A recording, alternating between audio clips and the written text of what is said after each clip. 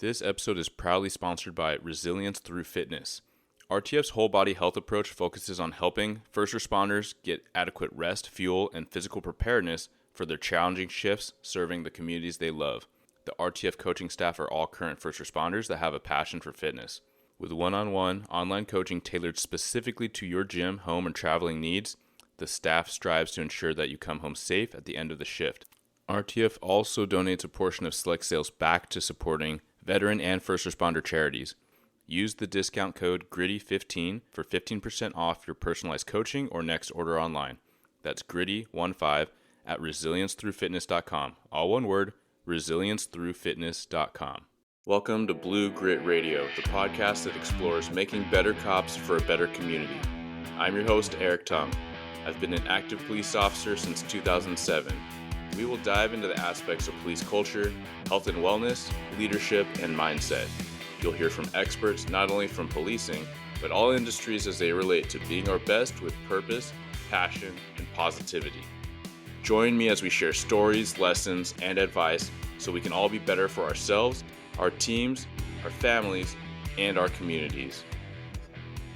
Ladies and gentlemen, welcome back to another episode of Blue Grit Radio. This is your host, Eric, and today I'm joined by personal colleague, partner, friend.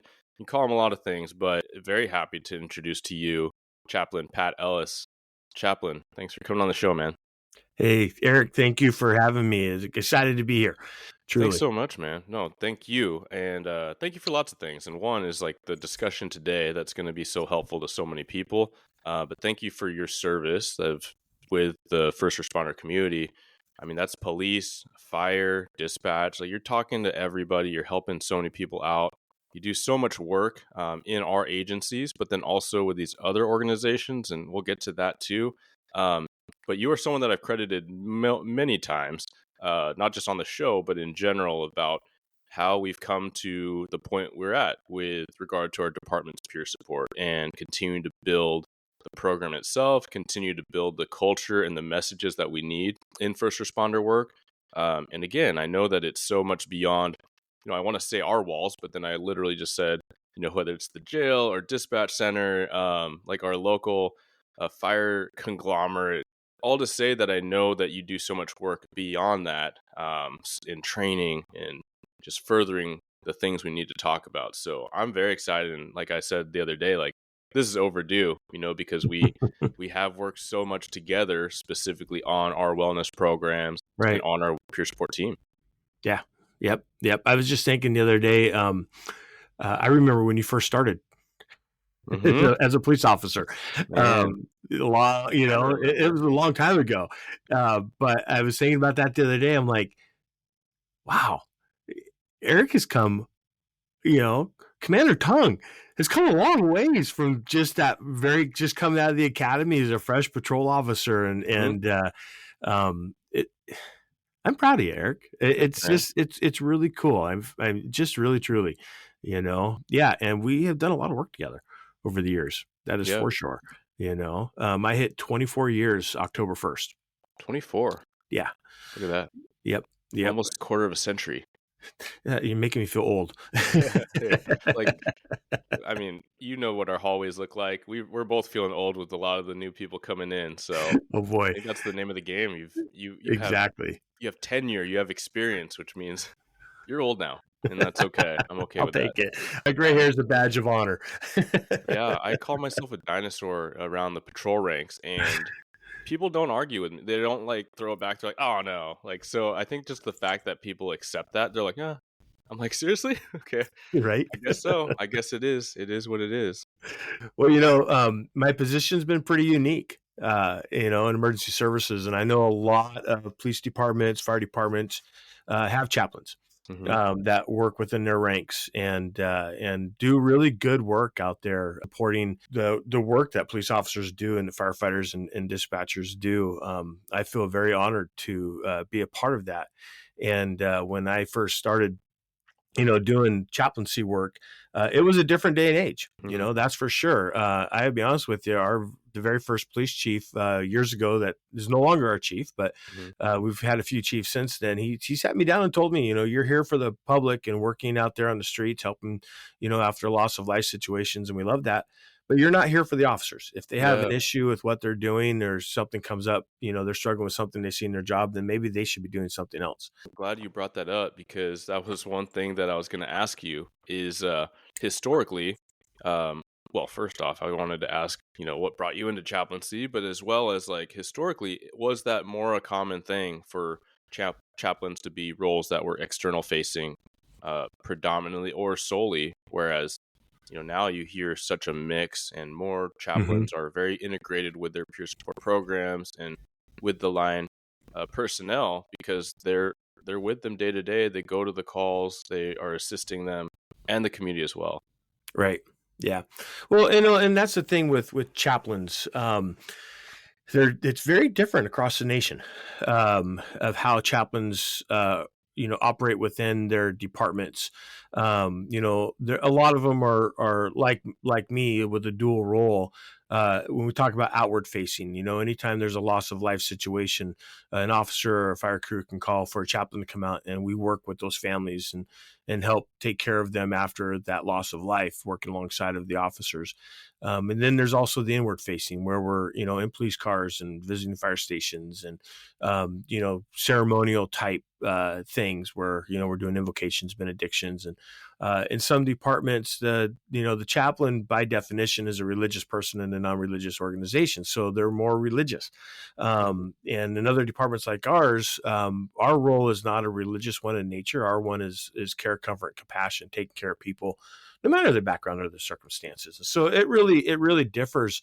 But the role that we have in providing that support, not just for the officers on the street, but also in their life. Right. I've been called many times to assist an officer's family because, mom died and they need someone to help them with the funeral service. Or they're getting married and, Mhm. need someone to do their wedding. I've done a lot of weddings for our police officers and our I was firefighters. tempted to ask, and I'm like, man, I double digits for sure, and I don't know how Oh many yeah, dozens. yeah. I like to joke and say, I got a couple cops on a punch card system, and they get their 10th wedding free. Um, Thing, and there might be a carryover conversation there for later. right. About But wellness just relations. that role that the chaplain can play, just getting in a police car. I remember, Greg Duffin, who was one of our officers that died of cancer a number of years Mhm. ago, spending hours in his police car. I remember very clearly one day doing a ride along when he told me his cancer had come back, and, so there's a lot of those interpersonal support systems that chaplains can play. And I've been honored over the years of my career to get to do that. And then just that interpersonal support, the work on the street, but then evolving into the whole role of peer support and the line of duty death things that I help with across the state of Washington and in the fire service, and those types of things. The doors have been opened and getting to help people in this profession, Yeah, in a very unique way, and it's been an honor, really truly has. yeah. I love what I do. Well, I Yeah. appreciate it, and I know so many people appreciate it. Just in our general community, as well as our first responder community. I know a little bit of what brought you into, I suppose, awareness or first responder culture. But if you could share with the listeners a little bit about that and like where chaplaincy came from, as far as like your direction and clearly your purpose. Sure. Yeah, it's kind of funny. My dad was a firefighter, when I was growing up and a little kid. He actually, we worked for Kent PD. He was a Kent firefighter. He worked for the Kent Fire Department. And then gosh, when I was in high school, I think I was a senior, he actually turned to the dark side and became a Kent police officer, Mm-hmm. switched from the fire service to law enforcement. And there was a few years in between there, a couple of things that happened, but that's what eventually took place. He served 35 plus years between both agencies, retired. He's been retired for like 18 years.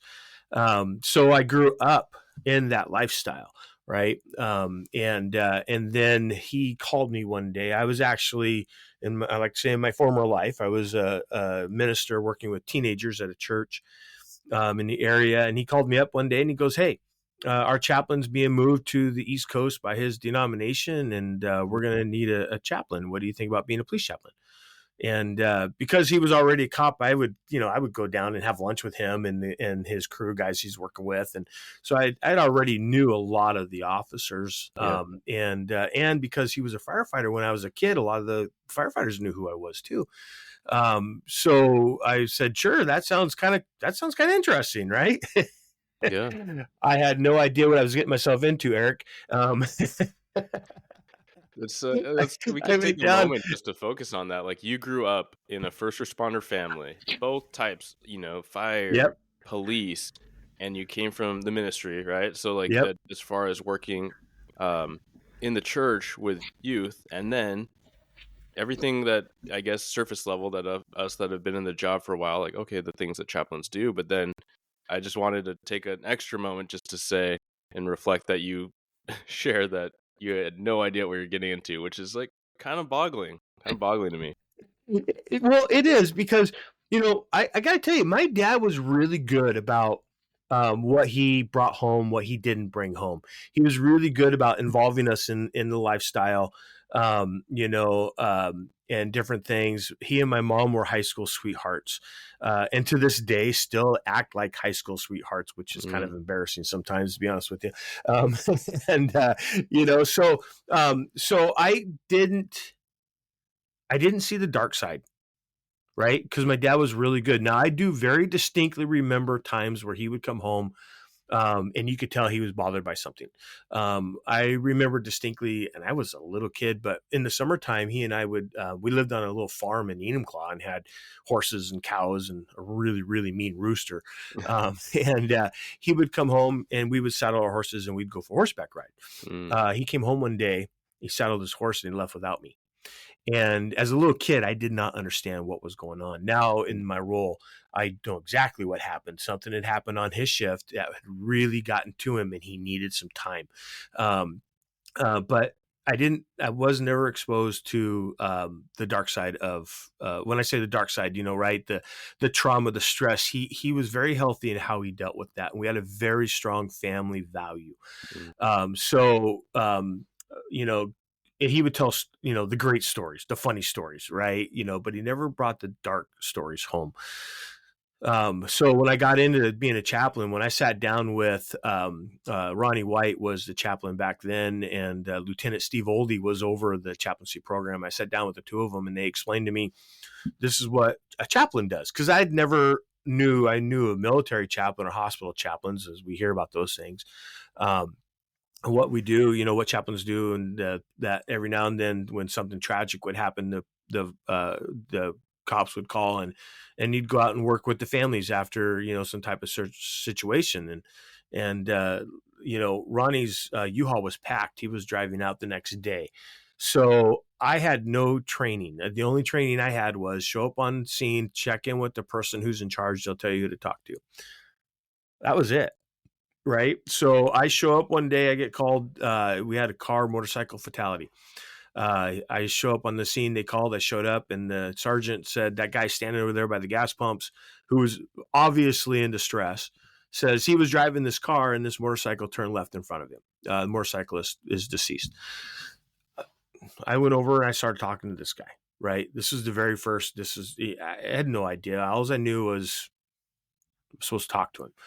And when I walked away from that call 3 hours later, it was like I knew what I was born to do. It was like talking to that gentleman, being with him. His wife had come down to pick him up, and I spent a lot of time with the two of them. And at that point, I gotta be honest with you, I didn't know police fire chaplaincy existed. I didn't know there were other chaplains, right? And there were actually other chaplains in our area, and eventually I started to get to know them, and so it was an interesting journey. And yeah, it was like now I had free reign. I could hop in any police car I wanted to. It was awesome, and just I was just being me, and it just and then having that conversation with the chief, and I knew two things. One, I knew he was wrong, and two, I knew you didn't argue with the old man. And so I was out there on the street every opportunity I had as a volunteer. Every time I got called, I was there. And built relationships with the officers, and I already had relationship because of my dad, right? So it was Yeah. kind of a shoe in, and so it was a great start. And fast forward 24 years later, I have a very unique position as I'm an actual full-time paid employee, and get to do this as a career, as a job, and man, it's just awesome. Yeah. So, and it has morphed greatly, has changed a lot. But chaplains across the nation, they're really there to really truly have a heart to support. And that's what we do. Yeah. Yeah, Well, I appreciate that crash course. And there's a couple parts I want to kind of rewind back to. sure. And I think it's such a healthy, continual conversation I have with a host of guests. And some are retired and some are MHPs. And so they come in from different angles, but there's this continual conversation about retiring well or maintaining a healthy balance and processing a lot of these things that we deal with and we see and we experience so that we can thrive, so that we can take care of our families. And a couple things stuck out to me. One is that you talked about your dad, and he's been retired for 18 years, and already I mean, it's sad to say, but he's smashing the averages of people in retirement in a couple things. One is 18 years. It sounds like he's thriving, with Very your much so. mom. Yeah, and then he's also, one is the timeline. Two is the state of affairs as you describe it, right? Like they got puppy love, and yeah, as a kid, yourself being their kid, that you're like, okay, a little embarrassing, but how awesome, right? Like, who doesn't want to see that for the people they care about? Yeah, it's absolutely amazing, And when I look at him and how he has processed through his retirement, if he can do it, anybody can do it. Yeah, And I often wonder. I look at things like PTSD or even like cancer in the fire service, right? Firefighters, it's cancer's an epidemic in the fire service, and yeah, so why does one firefighter get cancer and another one doesn't? Why does a police officer develop literally truly post-traumatic stress disorder, career-ending post-traumatic stress disorder, hmm, and yet another one doesn't? hmm, Is there a personality weakness? Is there something wrong with them in the inner core of who they are? And the answer to that is no. It's about being human, and it's about how throughout life we've just processed and how we experience. And it's not one person's lucky and one person's unlucky. It's how we just live life and move through, and we have to deal with the hand that we're dealt, right? yeah, And that's what we do. We have to do the best that we possibly can, hmm, with that. And so I feel grateful that my dad is one of the ones who's, smashing that record of retirement, yeah. Especially when you consider the generations and how Yes. there's a lot of folks that are retired or have recently retired or they're coming up on it where they're finally, and this is like the tail end. I don't even know if this is accurate. Probably not. The tail end of the boomers, but I feel like most all the boomers have retired. But let's just say whatever generation is basically almost done or already retired. A lot of them are relaying this uh, frustration and also gratitude. Frustration that they didn't have more exposure to this information earlier, and they had a lot of predominant stigmas that they lived by and they carried themselves. And then the gratitude of like, at least we're getting more information now. At least we're talking about how do we support retirees? How do we, as retirees, build our own social communities, Hmm. social media communities, right? So that you're not just alone and talking about the good old days with nobody, right? Right. Because it was a recent. I was recently listening to an older episode with Scott Medlin, and he talked about how it's hard to equate the job to family because when you retire in good standing, your key card's done and you can't buzz in anymore. They take it away from you. They give you a retirement card and a badge, but ultimately, like it's not the same. Just how we can try to create the right expectations so that we're not set up with this feeling of loss. Well, and retirees are still connected. When Diego was killed, Mhm, my dad called me and he said, I just want to come to work. I mhm, want to come and I want to be with everybody.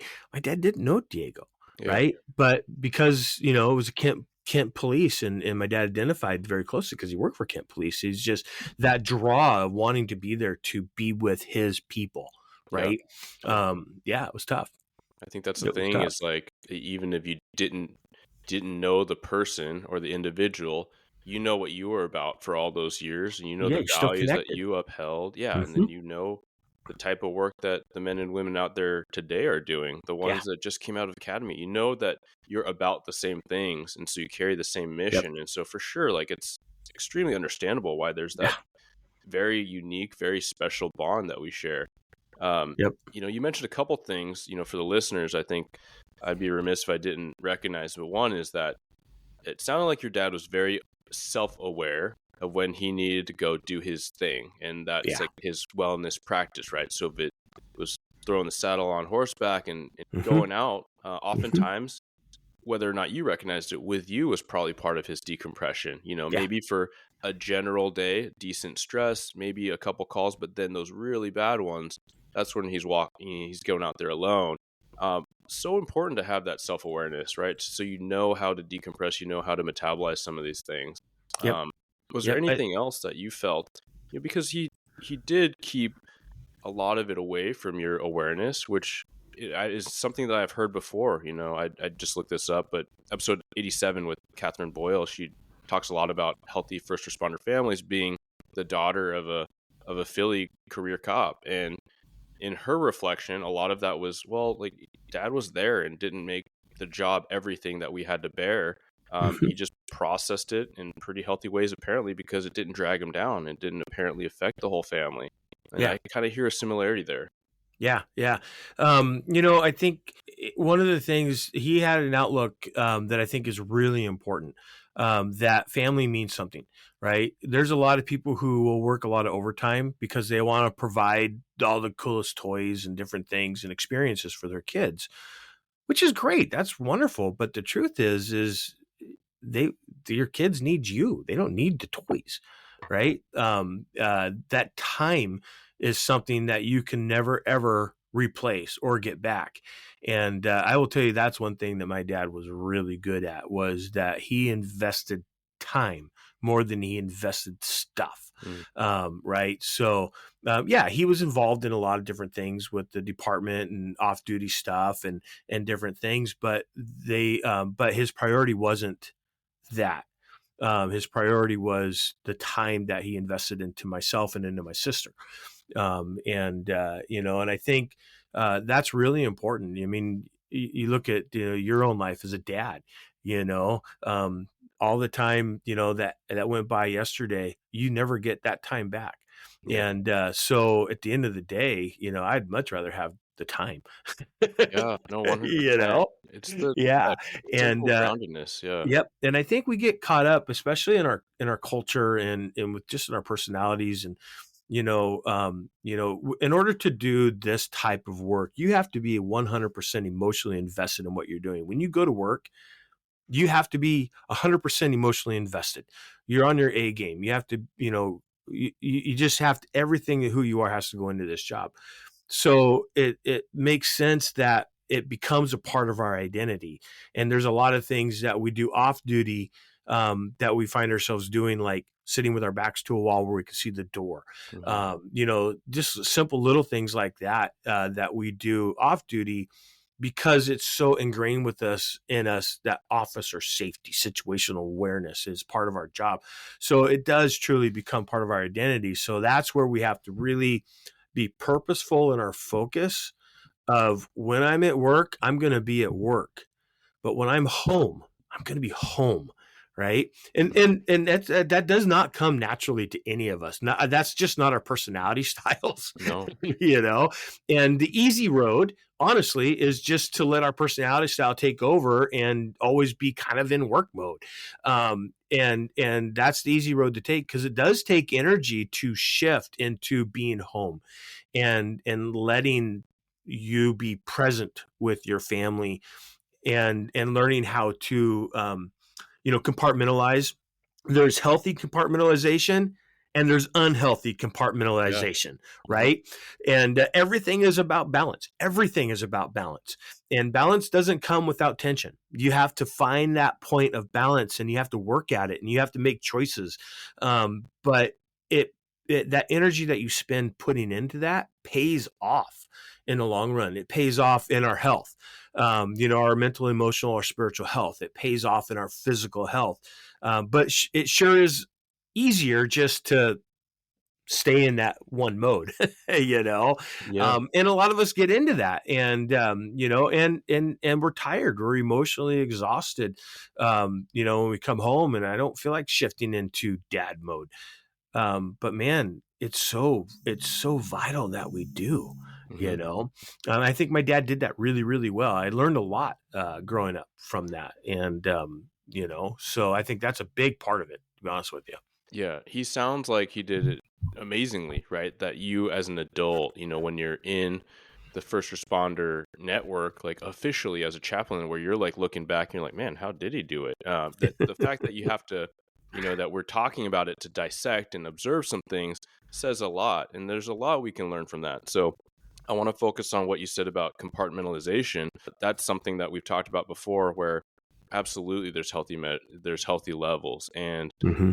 again, I think it was Scott Medlin's episode where we talked about that, where I remember for a long time hearing that it's bad, and I'm like, no, of course it's bad. We don't want to bottle it all up forever, and that's true. That's the extreme. However, I think it is a meaningful balance to recognize that no, you do need to at some point, right? Like if I'm affected by my day and I bring that home and I let my family hear and feel about it, then that is a lack of compartmentalization. No, I should compartmentalize it to an extent, right? Hmm. Even if I don't feel like being dad, if my daughter's being extremely needy or extremely lovey, right? Maybe she's just being great. And I'm just like, I feel kind of this low pit because of whatever I experienced, whatever my guys experienced. There is value in faking it until you make it, especially for the context of like a 5-year-old. Like, all I got to do is put a smile on and be goofy for like 2 hours, bedtime. Cool. Then I can probably take a breather. Maybe I can talk to my wife about it. Maybe I don't talk to my wife Yeah. about it, right? Like, I think a Yep. lot of experienced first responder couples have recognized that for every couple, it's different. But maybe you just say, hey, it's been a day, or hey, I'm at a 3. And then your other knows, cool, go do your thing. Like, go take the Right. dog out, go on the horse, right? Get in the gym, whatever have you, go read your book, and then circle back when you're Yeah. ready, right? Yeah. Because everyone is different. I love how you brought that in too with, let your personality be. Like, you got to be who you are. You even gave that example with your own discovery into chaplaincy and what was going to work. Like, no, I think the older I get, the more I realize, like, no, we should just be ourselves, but we have an opportunity to refine what works for our personalities. And that could be even a connection back to that conversation about resilience, right? Why do some folks get sick? Why do some folks not? Um, yeah, there's so many factors that play into that. Some parts might be just like, hey, what makes someone a good athlete versus not? Like, some people it might be genetic, others it might not be in the cards, others just put in the work, right? And like, we can't truly guarantee all these things, but we can control a certain degree of things. And so Yes. I think that those are very worthy conversations, just to focus in on those simple things that we can control in the storm of things that we can't. Yeah, yeah. And I want to circle back around to something you said too, that I think is really important especially when it comes to family, and that's that communication piece. It's like, hey, I had a really tough day. I need this time. The only way that works is if you already have had those conversations Yes. with that person, Mhm. right? That there is that understanding that they know what your code words are. When I walk in the door of my house and I say I just need 30 seconds or 30 minutes in the garage, that tells my wife not to remind me of my unmet expectations, to go clean up dog poop out of the backyard or any of that kind of stuff, that I just need some time to unwind. And but because I've had that conversation, that in the event that I say this is what this means. And then there's mutual agreement, Mhm. right? That's it. Yeah, that's the thing. Yes, you've got to come to that mutual agreement so that you're working together on that. Because if there's no mutual agreement and you're like, God, I just need to go sit outside on my back porch and read my book for a few minutes. And she's like, well, no, I need you to do this. Mhm. Um, there's going to be conflict. Yep. Right. Yeah. That's where resentment sets in, and so I think it's really important for anybody in this career who has family, who has someone that they live with, someone that they care about, that there's that prior setup, right, for that. And that's going to be important. And then also just, on that whole compartmentalization piece, that you're right. There's that, you can't stuff everything because it's going to come out, right? One way or another, but there are some things that you can set aside. And then you have to make a decision of how I'm going to deal with that once I set it aside. I need to spend this time with my little girl. I need to spend this time with my spouse, or my kitty cats really need some attention right now. So I'm going to set this aside. Mm-hmm. And then I'll process it. Right. So it's really about maintaining control. And what's kind of funny is we are a whole bunch. We're control freaks. We just like to Yeah, I was control gonna say. everything around us, Mm-hmm. right? So why is it that we don't control that piece, other than we just stuff it like, I'm gonna fight it, I'm not gonna deal with it. Well, the more I don't deal with it, the more it fights, and I'm gonna end up dealing with it, and that's why I can't sleep, and that's why I'm a grouch, and I want to kick my dog. So, Yeah, no, it's you the real know, thing. It's like so that it's control element is important. huge. Yeah, yeah. It's important that we find that you got to find that balance, Mm-hmm. you know. And yes, it's going to be different for every one of us. I can't look at you and go, man, that's how Eric does it, so this is what I have to do. I can learn principles from you, and I can take those things and I can apply those principles, Yes. but they're going to have to morph and change into my living situation, my personality style, my right. And so I like to say in a lot of my classes, hey, you have to do you. I'm not going to tell you to go journal or go walk on the beach or go do yoga, right? Because those are things like you're never ever going to see me in a yoga studio because I ain't going to do it, right? So you have to do you. Whatever you do for you, you have to go do and do it.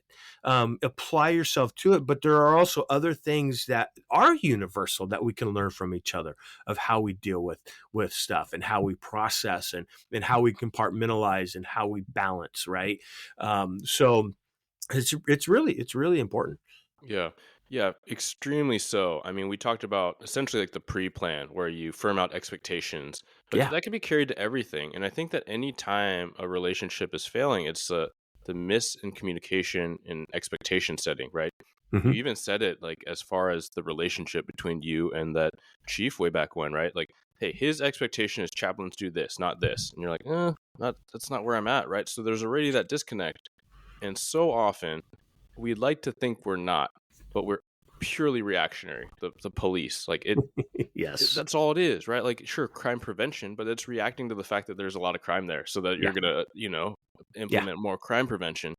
It's all reactionary. So we do assert all this control, and we need to focus on what we can control and control the chaos and control the danger, and that control element is important as a theme, but we have to realize like we can't control everything. Like we certainly can't control our families and our families' emotions and the dynamics of that. That's where you see this like cop mode thing just wreck family households because we Right. can't control things that way. However, I love the element where you recognize what you can control, because to that extent there are all those different practices, right? Like things that you can do to alter your state, your wellness state, how resilient you are because of the things you're doing to decompress and the things Hmm. and the conversations you're having with your significant other before the thing happens. And, even in jest with the fact that we're so reactionary, yeah, a lot of those really critical, uncomfortable conversations of what the heck we need to do to make sure we're on speaking the same language in those days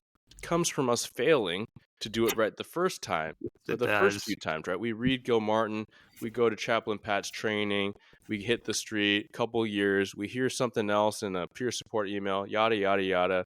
But then it's after the 5th, 10th, 15th, 20th time that, me and my significant other are going through it. And I realize it's because I came in with this rain cloud over my head, whether I recognize it or not in the moment.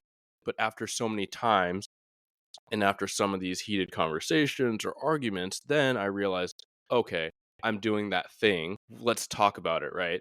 And so, still a work in progress, absolutely, for Yeah. myself. And I'm Yeah. just sharing the fact that, hey, like be patient with yourself, and for the significant others out there listening, be patient with the process. But yeah, have those conversations, have them outside of the time of stress, saying, hey, I love you so much. I just want to talk about how we can navigate those really hard days a little bit better, whether it's you need to spend some time before coming in the house, you do your thing in your garage, in your man cave, what have you. Maybe it's just taking the dog out saying, hey, I need to take 10, or you text on the way home, hey, it's one of those days. And I love to give credit to my wife for recognizing that when we were young, newer parents, her just saying like, hey, don't feel like you need to rush in here, because when you take care of yourself, you take care of us better. Like, it's just better for everybody. And that gave me so much permission, because I was feeling guilty, but then when I'd rush in, like I was not decompressed. And so all these things, just sharing anecdote, because you're absolutely right. What works for me might not work for someone else.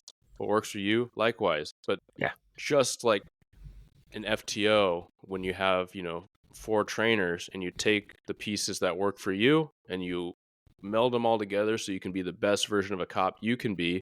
Same thing here. We're just sharing insight. We're sharing some of the lessons we've observed or we've learned for ourselves, and that we can have just more constructive paths forward from there. Yeah, exactly. And that's exactly what resiliency is, right? Resiliency is being prepared for that day so that you can bounce back that much faster. And all of these little things that you do are all about being prepared.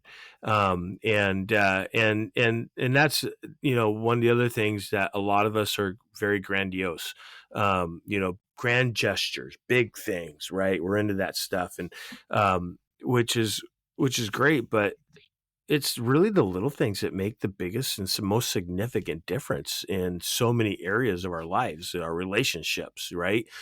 Just, doing the dishes without being asked, or hinted at, things like that, just, little things, little conversations, little, just the little day in, day out things, prepare us. So when we do hit that big moment, everybody's there on the same page. Yeah. So we talk about resiliency. That's really what it is, Yeah.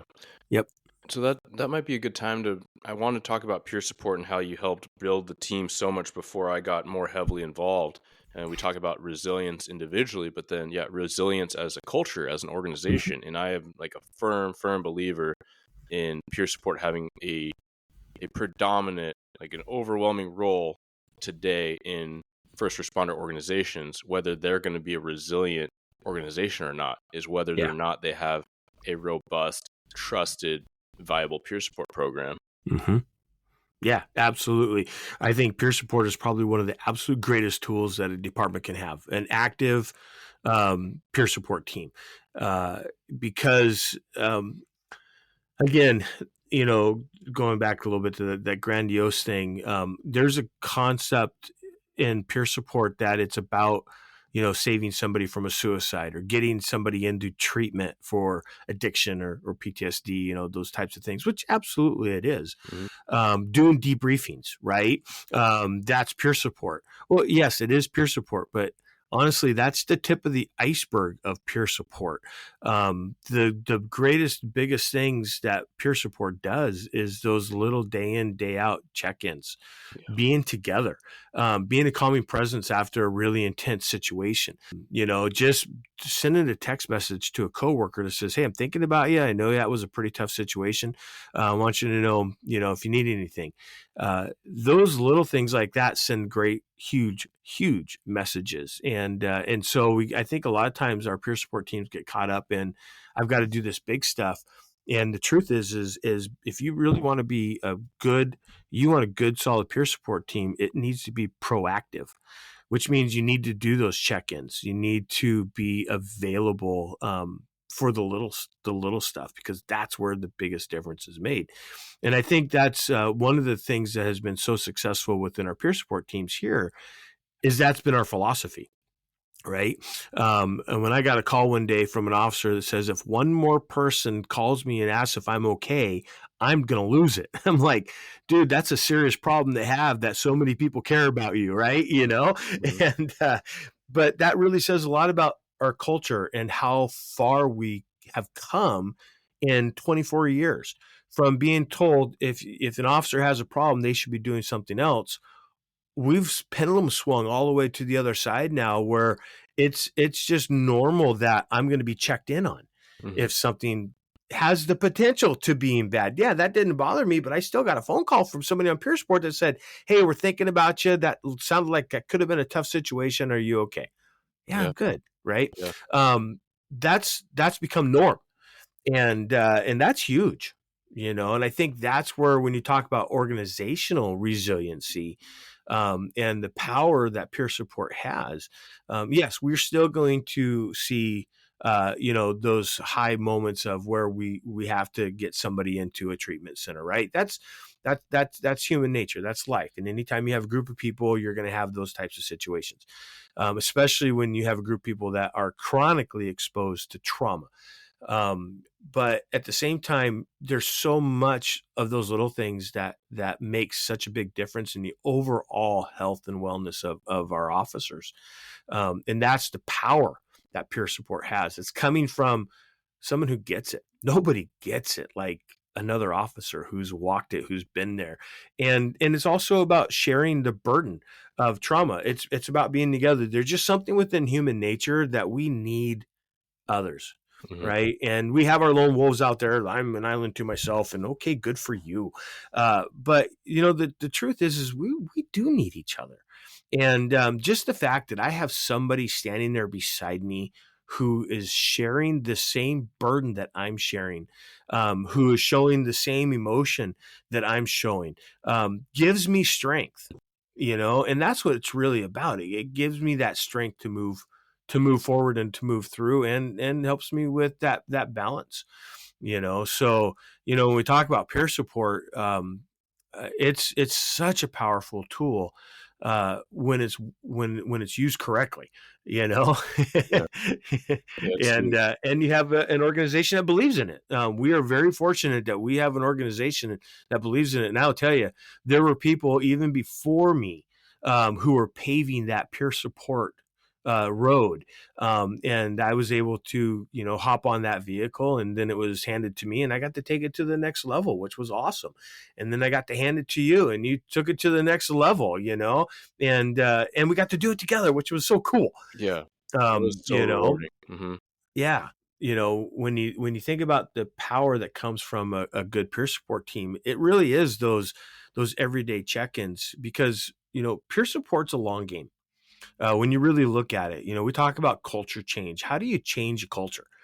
How do you go from a place of going, "Hey, if you have a problem, you should be doing something else," to, "Hey, if you have a problem, just check in with us, and we're gonna do everything we can to make sure you're getting help." And yeah, there's nothing wrong with you. It's just a part of being human. We're okay. It's acceptance, right?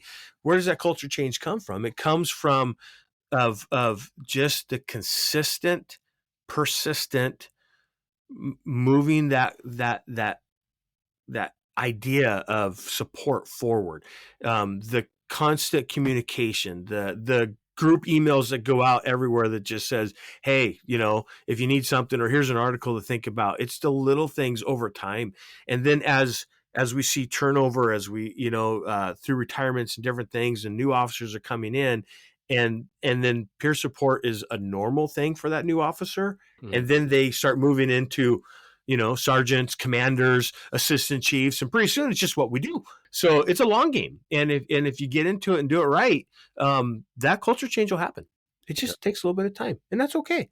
Yeah, there are a few things I love that you said, and I want to just expand upon them a bit. One, I guess going backwards, is what you just said about how do you change culture? Because through the years, I've had a couple different agencies, whether it's local or across the nation, that have reached out, somehow found me an article or something, but they're like, how do you get started? And you could fill in the blank a lot of the issues.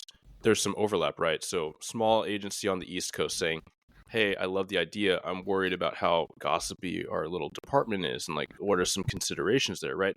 Others are like, "Well, the machine's so big. We're federal agency. We're all spread out, so we don't actually like our agents don't really see each other, and supervisors barely." Barely email, like that's really their only form. So how do you build that? And I'm like, well, yes, these are unique challenges, but really the overarching challenges I'm hearing are cultural / trust issues, right? And so Mm-hmm. how do you build trust? Slowly and very carefully, right? So you Yep. start a peer support program. If it's not built on a sturdy foundation, then it's going to fail before it started, right? The last thing you can afford is a peer support person with a peer support hat gossiping and ruining that whole thing, right? So Yeah. start small, go with who you know you can trust, and maybe it's just like you and one person, right? But you start very precariously, and then you build that out, and that goes right to the next thing that you talked about, which is culture. Like, how do you change culture? Well, with that, it's from all directions and from all angles. You know, as an Absolutely. officer, I always thought that culture was most impactful coming from the top. You know, it trickles down. And yes, I do think that there's a lot of value and strength in that. However, the more time I have, I think that some officers might think that I'm just, pushing it back on them, but I in part am, because I think about the most impactful moments coming up in law enforcement in any type or aspect of the culture, whether it was wellness or whether it was proactive activity, whether it was officer safety. The most impactful lessons I've learned were from my peers, right? Those respected informal leaders that are like, they're going to call you out, they're going to call you up, they're going to bring you in and say, hey, this is how we do things. This is why it's important. This is why we don't advise on a call that takes 2 or 3 officers. This is why we wait for safety. This is why we have a check-in. This is why we talk about stuff.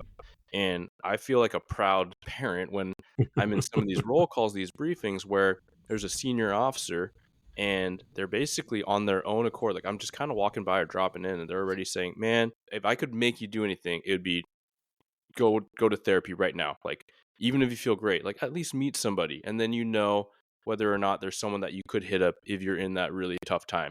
And I Mm-hmm. hear so many more senior officers and supervisors are saying, man, I wish we did more debriefs. I wonder if it would have saved me a marriage, right? Talking about Right. your earlier joke where they're carrying that joke, but they're saying, man, like, what a healthier mechanism than what I did / didn't do. And then I just want to go back to like what you started saying about peer support is just that casual check-in, right? It's just that culture of just checking in. In other words, just showing that you give a damn, right? Like, it's just friendly stuff, right? Sometimes it's true deep friendship, and sometimes it's like, hey, you're on my team, and I just want to make sure you're good. How you doing? And Yeah.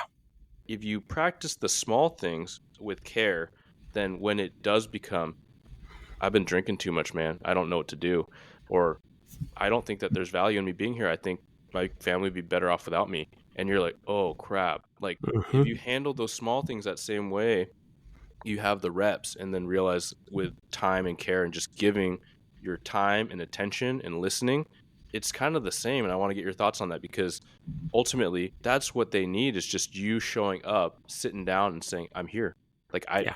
I might not have all the answers. It's okay, but we're here together, and we're going to look into it. We're going to talk to who we need to talk to. We're going to hit up Chaplain Pat. We're going to talk to the boss, right? Whatever the thing is, we're going to reach out to EAP. Let's do it together. I'm here. Yeah, absolutely. Things that we see, the trauma, the grief, none of that was ever meant to be carried alone. We're not designed to carry that kind of stuff by ourselves.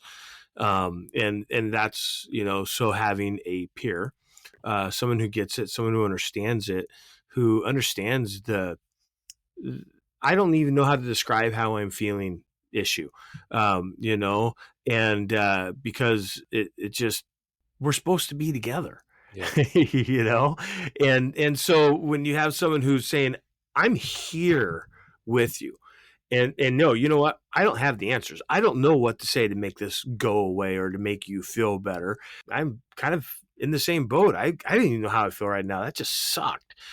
There's this mutual agreement that brings connection, right? That's where that brotherhood kind of a thing comes in, where we're Mhm. supporting each other, and it really, it's simple. It really is simple. It's about being a good neighbor. It's about being a friend. It's about, just that presence. And it sometimes the simplest things are like, no, that's way too easy. It's like, actually, you know, Sometimes that's what it simplicity is is. like the road, right? Like, it gets Yeah. complicated, but like, focus on the basics, like back to Yep. basics. It's the simple things that are the drivers of the meaningful thing you need to do. Yeah. For Yeah, sure. exactly. And every situation is different. Yes, there are some times where somebody needs a solution to what's going on in their world, and I'm not going to be able to provide that solution. So let's get you to a place to someone who can help you with that solution. And the other thing I think is interesting in a lot of conversations I've had is that people fix their own problems. If I've got somebody that I can talk, I just need to vocalize what's going on in my world. I need to just vocalize it. I'm scattered. I'm talking it out. But as I'm talking, my brain is actually putting the pieces together. So by the end of the conversation, I've come up with, okay, this is what I need to do. And I can't tell you how many times I've sat in my office or sat in a police car or been somewhere in a coffee shop with somebody and just for an hour and I didn't say anything. Just listened as they process through what was going on. There's a reason why we talk it out, Mm-hmm. right? And I know it sounds kind of cliche-ish, but really, there's really power in talking it out. As I'm taking that thing that's in me, that emotion, that feeling, sorry, I just used the first responder F word there. I don't mean to say the word feeling. I hope I didn't offend anybody. But You're on secret radio, I think. yeah, when I talk it out, it literally, there's this thing in my brain. And I don't understand all the science of it, but it's true. You can talk to a mental health professional about it. When you talk about it, it literally helps your brain, your rational brain. And you can't see my hands right now, but just imagine my hands are doing the circle around my head. It's literally reorganizing the data so that it starts to make sense. Yeah. And that's why having that peer there that you can talk it out with. And the only way you're going to do that is if you trust them. You know what? It's funny. We trust, we can be out on the street and we trust our fellow officers, our partner with our lives, right? But why can't we trust them with our innermost feeling? At the same time, I have learned this is that never judge your response based on somebody else's response or your non-response based on their response or non-response, right? So I'm at the scene of an issue, a scene of a call, and it's really ugly. And there's somebody that's there with me, a fellow officer, and they've got big alligator tears in their eyes and they're really having a hard time. And I'm like, are we going to go have lunch after this? And they're looking at me going, my God, he's fine. What's wrong with me? And then I'm looking at him going, he's not fine. I am. What's wrong with me? It's not about that. It's just about us being in this together and giving each other grace, being humble and just being real with one another. That's where that strength truly comes from. Yeah. I Yeah. love that, man. And there's a couple things that you said and you got there, but I want to underline it for a lot of folks because it's not so much fixing. Actually, that's like a lot of times that's counterproductive, right? Like think about in some ways who's our ultimate peer, and it may be our significant other or spouse or partner, right? Like the last thing that most of those spouses, partners, ourselves included, want is to be fixed. A lot of times you're just voicing a thing. And it does make a lot of sense what you said about like when you say something out loud, you literally have to hear yourself saying it, right? You hear the words rather than just like a smorgasbord of ideas, just like, kind of like bouncing off and clashing in each other in your brain. When you say it out loud, you're like, holy cow. Like, and I've even said on this podcast, like there's some things I could think about in specific detail, but if I say it out loud or I say something to my wife about Diego or about that night or about whatever have you, like some of my hardest experiences that I would even joke about, as far as like critical incidents, my close calls, when I say them out loud and I think about the gravity of them, my own voice saying it, I can get emotional for sure. So it makes a lot of sense. And kind of going back to the journaling thing, that's why a lot of people do find value in that because they have to write it down and read it again. They're like, holy cow. Like, I mean, I thought about it, but I'm not reading it the way like, it's in my brain. And I love what you said about just that non-judgmental grace. And, you said it, why, we trust our partners with our lives, covering our back. Like literally, I'm only watching this way, you're watching that way, so I don't get shot from behind. You got my 6. Why don't we trust that outside of the tactical, physical realm? Well, because of that judgment, right? Because we can be so harsh as a culture, we eat our own, and a lot of times that's made in jest, but then it bleeds over where someone might be razzing me for something that we normally razz each other about all the time for years. But whatever moment, because of a feeling of insecurity, I'm like, man, they're judging me, right? Yep. I'm Yeah. ashamed of what they just said, and now they are too. And so it's giving grace, right, for each Yeah. other, being mindful about what we say, how we say it, but also for us, because we can only control what we can control. I have to recognize, and I have a clear example in my head, and I'm not going to go into the details of it, but where it's a close buddy of mine for years and years and years. But he's saying something on text thread, and I'm like, come on, man. But then I'm like, dude, he's probably just he's just carrying on the type of friendship we have had for years. I just took it a Right. certain way because I'm sensitive, because of my promotion or because of whatever. Like, I think he's viewing something's changed, but really the evidence would show that our humor and the humor he's using is showing that our relationship hasn't changed. And so it's just that offering that maybe we give others grace for our own benefit, Mhm. so that we just avoid that whole judgment cycle as best we Yeah. can. And then Yeah. again, right, talk Yeah. about it as you so well depicted. Yeah. Well, we tend to see the bad in people just because of what we do and how many bad people we deal with on a regular basis. And, you know, the whole officer safety thing, you never know who's going to be the bad guy. And so it becomes kind of ingrained that it becomes a default setting.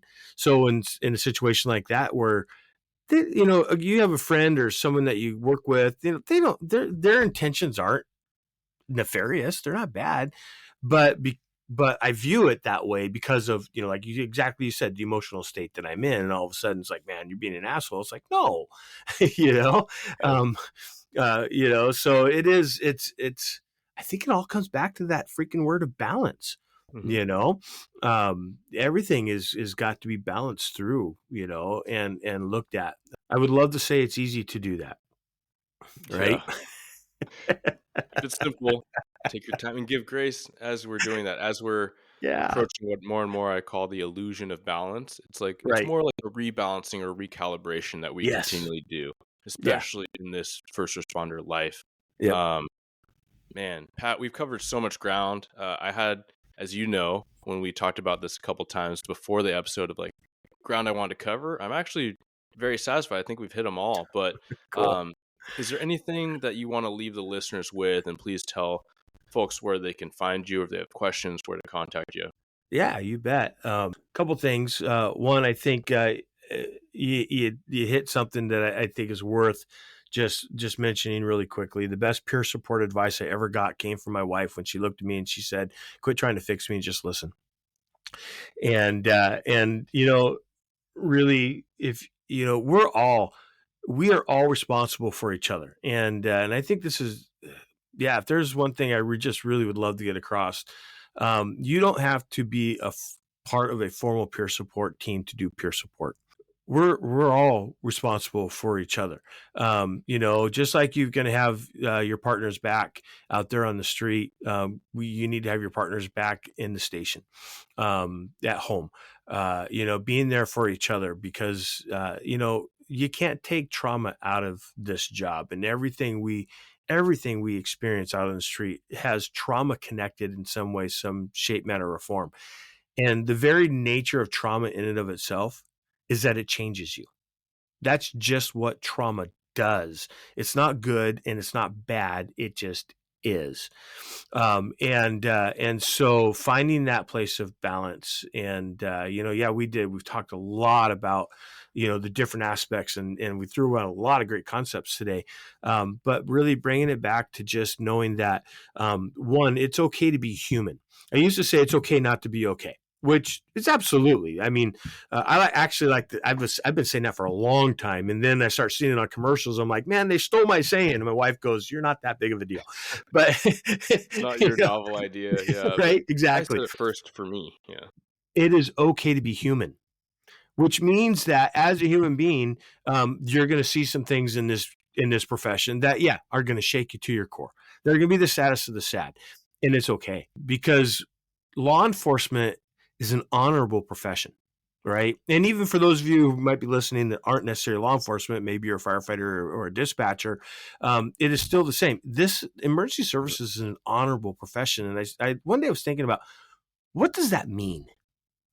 And you know, and really, you know, when you look at it, What an honor to stand in the gap between justice and injustice, between life and death. What an honor it is to carry that badge, and the authority that that badge has to be able to make a difference in somebody's life that nobody else could do. Right. And yes, we see the worst of the worst. We see situations that are extremely sad and unfair and not right. But those are things that happen, and that you would put yourself in that place to actually do something about it. And maybe you don't feel like you've done much, and maybe you didn't. Maybe it didn't make any difference at all because of the circumstances. And yet it actually really did. Somebody's life is touched every time you touch somebody else's life. And it's an honorable profession, and the greatest job in the world. If you're struggling with something that you've seen, or just the trauma that you've experienced, because it is chronic trauma exposure, know that it's not because something's wrong with you. It's just simply because you're human. And I hate to break it to you, but you're human. And that's good. Right. So, but if anybody ever wanted to have a follow-up conversation with me about the things we're talking about, if there's anything I can ever do, you can get, I work for the Kent Police Department, just like Eric does, and can be contacted that way, or through Puget Sound Fire, because I work for them. Don't hold that against me, all you law enforcement guys. So, no, same team. I keep saying I get the best of both worlds. It's awesome. About that today. My email address, my phone number can be gotten through Eric, and Eric, you have my permission to give my contact information out to anybody who would ask for it. Right on, because my whole world is about caring for you. They pay me to do that, which is awesome, right? But I did it way before they ever paid me. Yeah, before they ever paid me to do this, I was doing this.